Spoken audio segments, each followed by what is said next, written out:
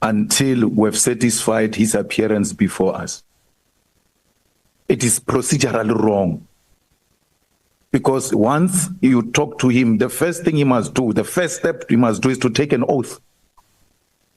Is to take an oath. Then, only then, he's before us. In the absence of the oath,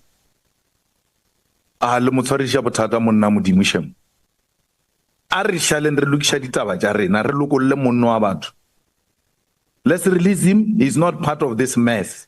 He's a witness called to come before us after he was told he met all the requirements. You can't ask him anything. The only time we are going to interact with him, because if you ask him something, I'm also bound to ask him something, because me and you enjoy the same rights. And then the whole house is going to start asking him questions. He has not administered an oath of, has not taken an oath. So please, Chair, we are all agreed. Let's release him.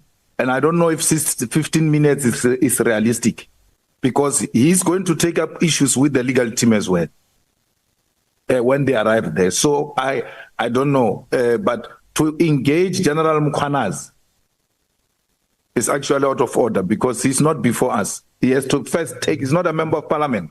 He has to first take an oath, and then from there we can engage him.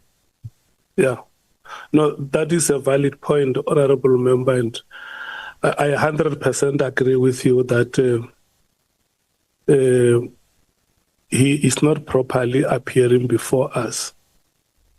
And before we ask him any question, he must have taken an oath with us. And I will stand by your advice, because I wanted to save, and I understand that procedurally I would have been wrong, so that we must know whether we are going to proceed or we are not going to proceed.